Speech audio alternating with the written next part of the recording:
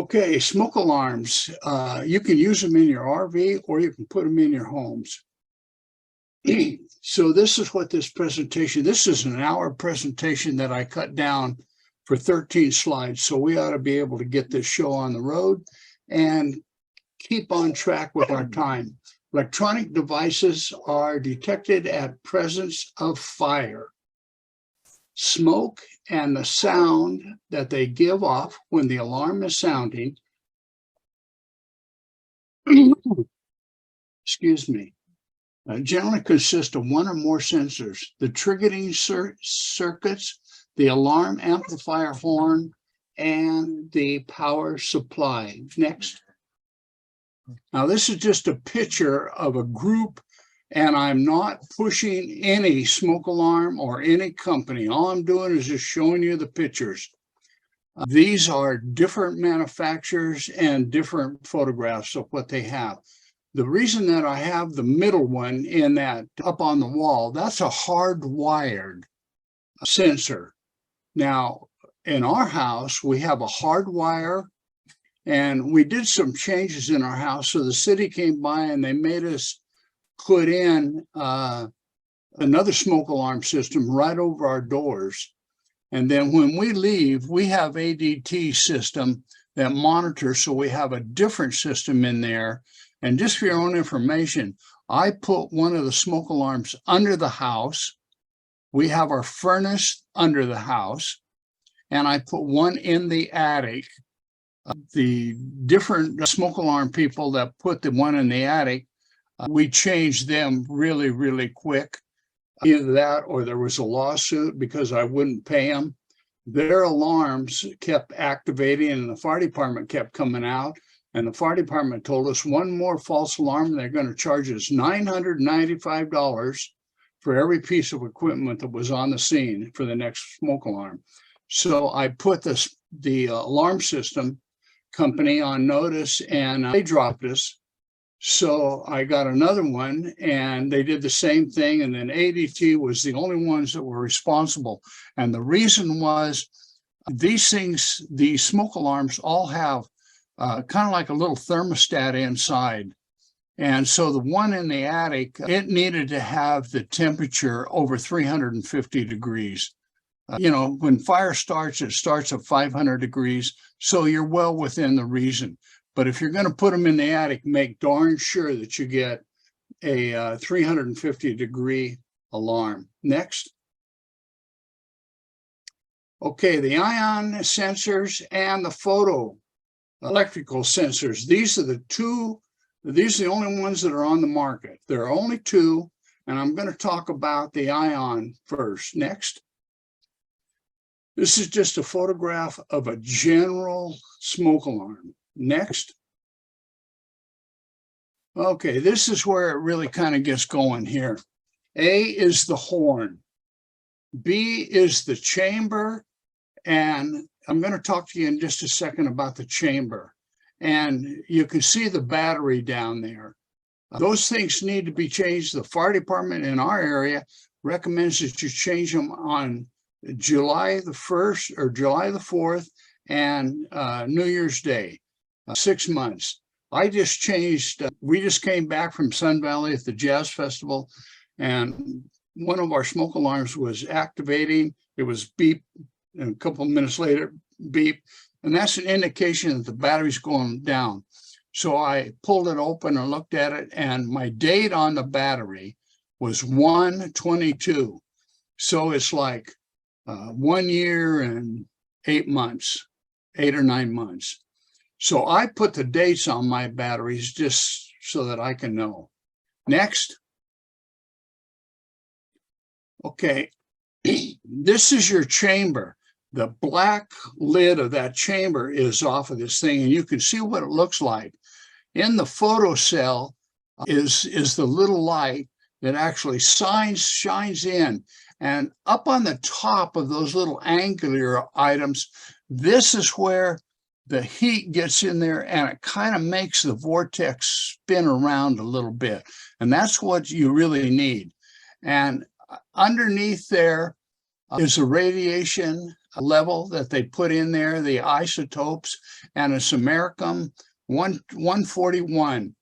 Now, that isotope is less than the rays on the sun. So as long as you're inside, you don't have a problem. And as long as you're outside, you're not going to take a smoke alarm outside. But anyway, it does emit some radiation. Now, up on by where it says radiation chamber, there's that screw. There's a little light. That light is the indication light when you test it. When you put it on, push it on to test it, that light activates, and it activates the horn. Next. Now, this is just an indication of a drawing of somebody that's put together this whole thing. Right in the center, you see the little gray dots. That's the smoke. And 5 is where the light is, and 4 is where your radiation comes from. And when those smoke gets and breaks in between the light, that's what activates the sound in this thing. Next. The best detecting is fast. Flaming fires like grease fires detect combustible particles at 0.01 to 3 microns. Hair is about 15 to 20 microns. So, well, here it says it's 3 microns. Electricity, I have an electron microscope, and I get to screwing around with it every once in a while. And I kind of thought it was 10, but it says here it's 90. Most of the sensitive is in dark and black smoke.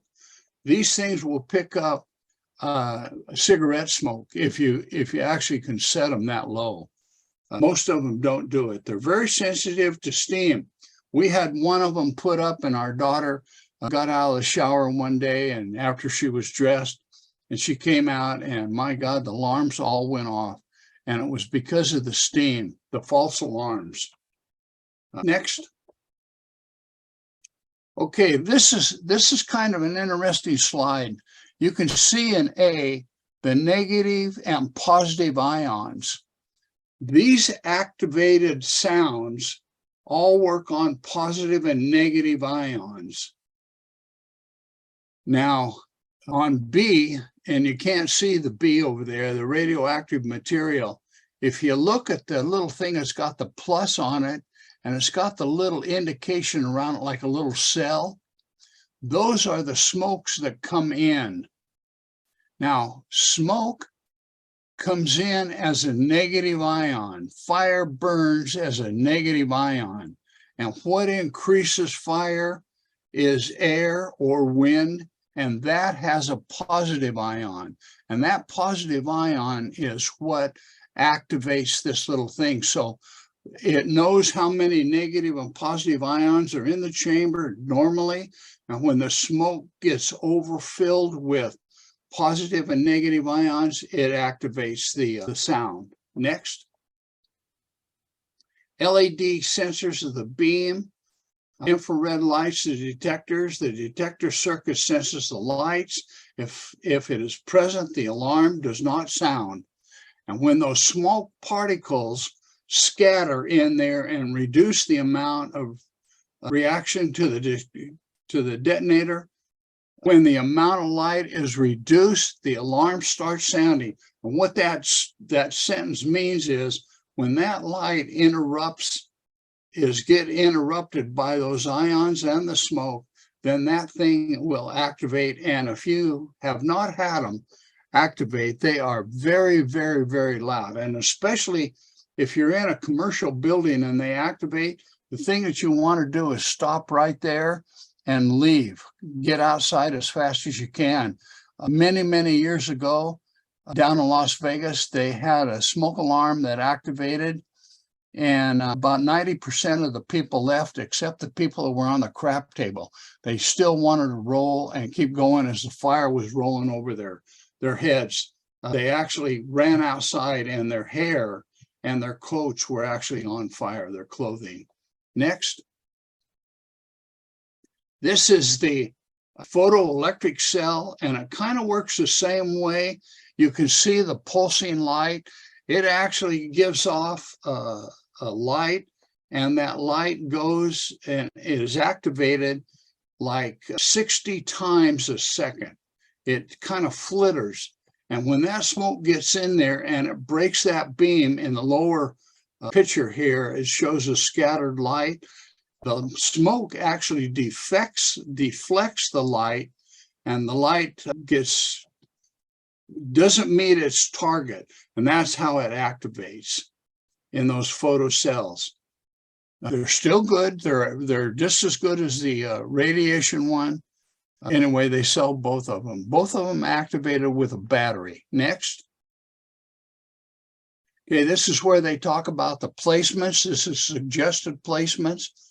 You can see over your, this is a park model. Ron's familiar with that. They want you to put one in the kitchen. You can see the light in there, one over the hot water heater in the lower picture. You can see they've got them up over each bedroom on the thing. Now, the up in the left-hand corner, there's a dead space. So they want these smoke alarms 18 inches from the corner of this on the ceiling or 18 inches below. Now, here they got 12. They've just made the change to 18 inches, but you can keep them there at 12. But there is a dead space on your corners of your walls and your ceiling. Next.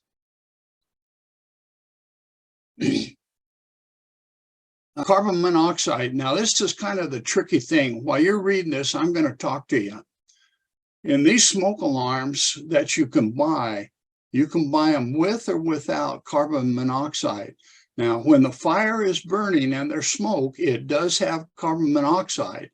But my point is, when we had our fifth wheel, we put a carbon monoxide poison down on the floor. And we actually did have a natural gas leak in our motorhome, and that thing activated. And that kind of saved our bacon. Anyway, it just talks about when fire burns, it starts at roughly 621 degrees Fahrenheit, or it starts at 550 degrees Fahrenheit. And then when it really gets going, most fire burns at about 1150 degrees or 621 degrees Celsius. Next. Is that the last one? You're muted, Ron. That's it. That's it. Thanks, Greg. Okay, I'll take questions afterwards. You bet. Thanks a lot. So measuring the pulse with your smartwatch is so important. And this should be a critical decision process in purchasing a watch, because you want to be able to track your pulse and notify you high or low. Now, it was very interesting. After this happened, I went and checked my wife's older Fitbit, and she actually has the atrial, we're going to talk about atrial fibrillation in a minute. She has the atrial fibrillation monitor, but her old Fitbit doesn't have the high-low pulse notification, which is really critical. So that is something you want to make sure that if you are purchasing a device to wear on your wrist, that it has this high-low pulse notification. It's very easy to do. You don't need to spend a lot of money on your watch for this to happen. It's just it monitors it all the time and will tell you high or low. One of the big changes that has occurred in the past 5 years is the ability of your smartwatch to detect atrial fibrillation. This is a condition where your heart speeds up too fast. If it went up over 140 and you were in atrial fibrillation, if you had one of the cheaper smartwatches, it would just say your heart is going too fast. So with the changes that have occurred over the past 5 years, we now had some very accurate, sophisticated tracking that the more expensive smartwatches will do to identify atrial fibrillation, tell the doctor how long you've been in atrial fibrillation, and what are some of the aggravating and relieving factors for this. It's amazing what this does. And I've made a lot of videos about this, so I'm not going to go over that today.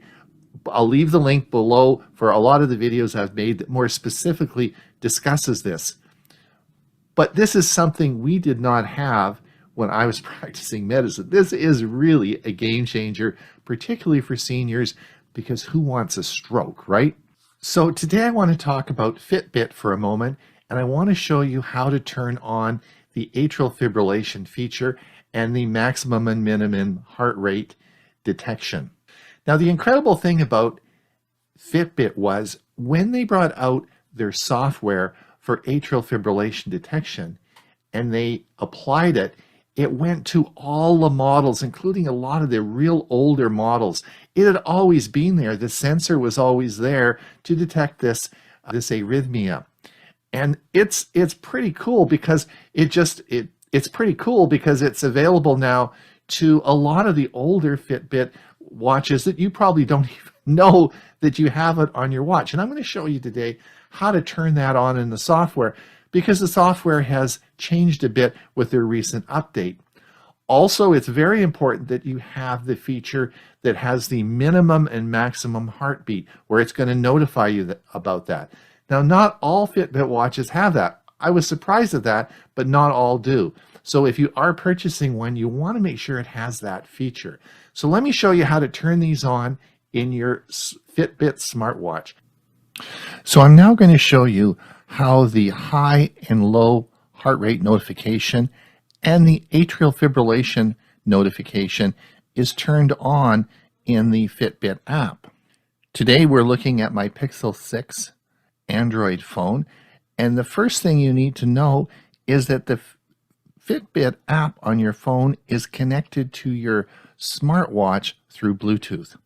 So the first thing that's important is that we make sure that you have the latest and updated Fitbit app.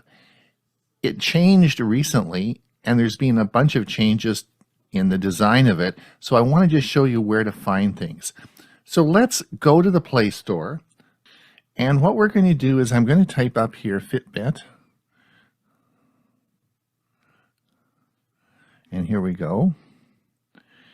And what you're going to see here on the screen is it shows that Fitbit LLC is installed actually on all my devices, and it's up to date, because if I click that button it says open.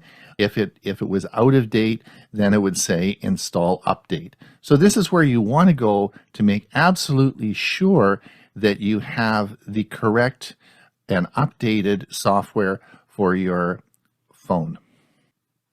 So now let's go to the Fitbit app. I'm going to close that, and we're going to come down here and we're going to open the Fitbit app on my phone. We click this and you'll see that this is the new graphic design that they have. But this isn't where you set up your heart rate notification. So let's come up to the top right. We're going to click on the settings menu, and that's going to bring up this list. And as we go down the list, the first thing at the top is activity and wellness. Let's connect with that. And now what you see is a bunch of options. And what we're going to do is go to heart settings. And here's where we have the two options I've been talking about. There's the high-low heart rate notification and also the irregular rhythm, which is the atrial fibrillation one. So let's have a look and see what this is all about. I'm going to click on the top one, which is the high-low heart rate notification. So what is important for you to understand that you see a top number and a bottom number. Now, get notifications if we detect that your heart rate is outside your high or low heart rate threshold when you appear to be inactive for at least 10 minutes.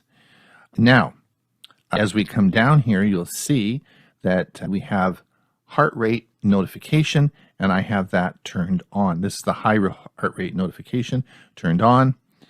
And we can come down and we can set it. So when we click on custom, so when we turn custom on, we'll come down to threshold, and now we have options for our heart rate. And I'm going to set mine at 140. Let's go back. And the same as I'm not going to go into it in great detail for low heart rate, but it's the same sort of situation. You click custom, okay, and turn it on, and we go to threshold, and I have my threshold set at 60. But you could certainly set it at any of these other lower ones. You have to use one of the preset that's set on your in the app. So once this is done, you will get a notification on your watch and on your phone if your heart rate goes outside those parameters. If it stays in those parameters, it's not going to tell you you're doing good. It's only going to notify you if it goes outside of those parameters. Now, this option is not available on all Fitbit devices. So I think this is clearly an extremely important part of a Fitbit, and I would make sure that the unit I bought had this feature. As I mentioned, it is not on my wife's Fitbit. She has an older one, and I'm soon to be replacing it. All right, let's come down to a regular rhythm, which is here. We're going to click this, and this is, I'll give you more information in a minute, but this is where you turn the feature on or off, and of course mine is turned on.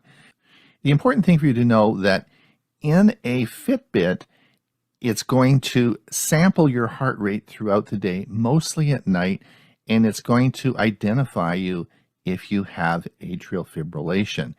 And the cool thing about this is this feature actually is available for a lot of older models.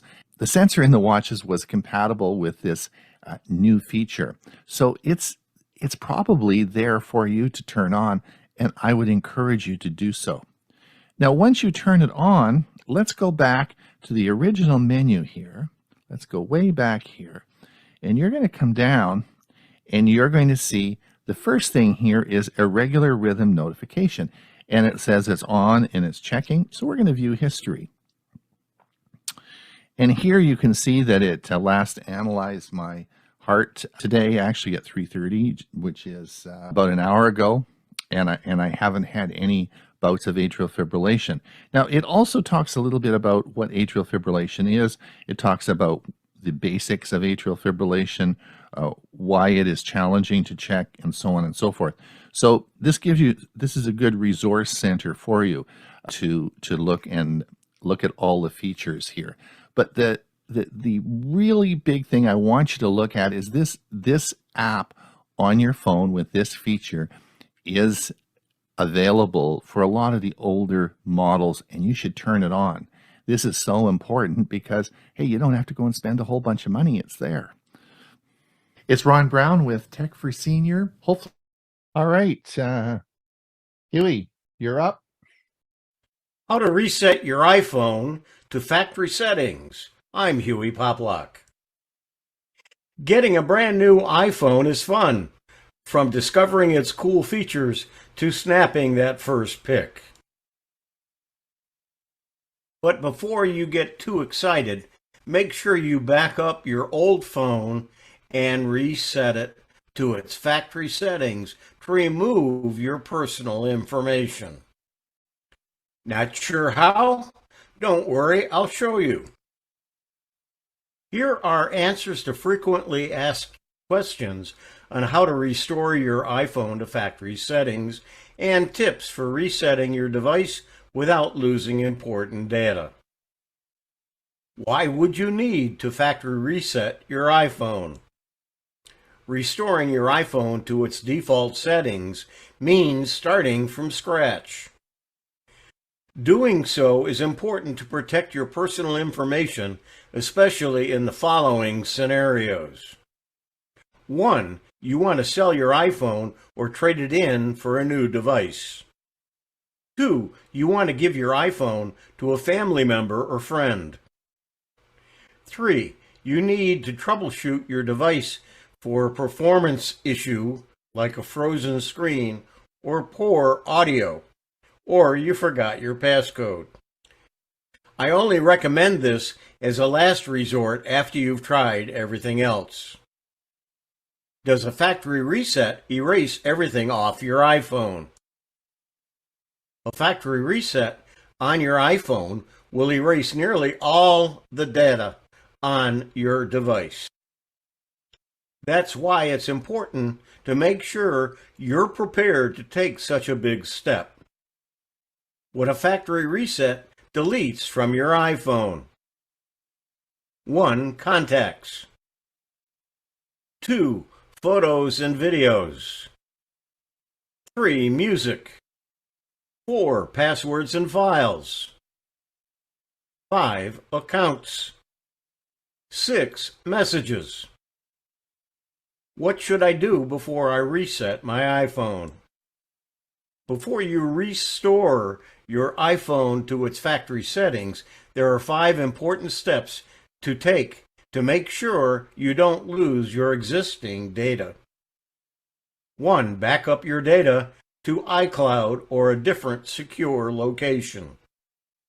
The first thing you should do is back up your phone. Transferring your information to a new device or uploading it to iCloud will ensure you don't lose everything during a factory reset. 2. Plug in your iPhone and connect it to a secure Wi-Fi network. It's best to save your files over a secure Wi-Fi connection so you don't use up a lot of mobile data during the transfer. Once the backup is complete, you'll be able to move your settings and information to your new device. 3. Know your Apple ID and other login information. Before you reset your iPhone, make sure you know your login information. Your Apple ID and password will let you access data stored in iCloud across your devices. You can typically find your Apple ID in Settings. 4. Unpair your iPhone from third-party devices and sign out of all accounts. A few additional steps you'll want to take to ensure all your personal info is removed from your device. 1. Unpair or disconnect Bluetooth devices like your smartwatch or wireless headphones. 2. Sign out of all your apps, services, and email accounts. 3. Make sure to turn off Find My iPhone. 4. Delete your cards from your mobile wallet. 5. Sign out of your iPhone. After backing up your data and completing the checklist above, don't forget to sign out of your iPhone too.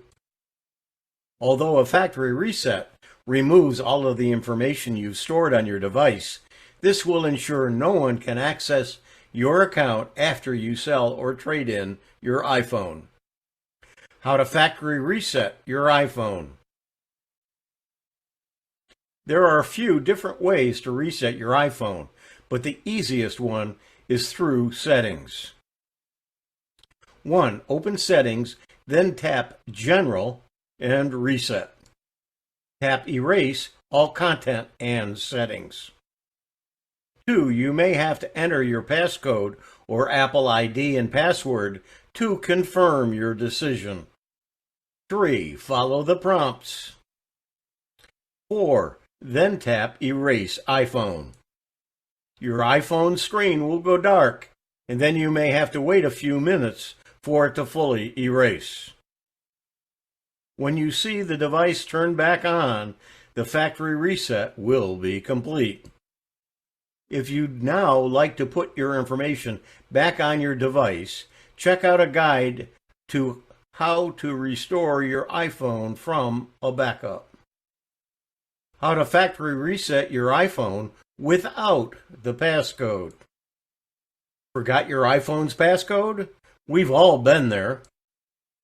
But be careful.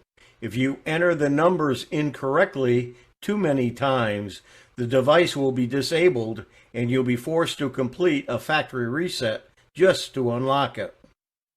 For iPhone 8 and later models, it is recommended to doing the following. To reset a locked iPhone. 1. Turn your phone off and plug it into a computer. 2.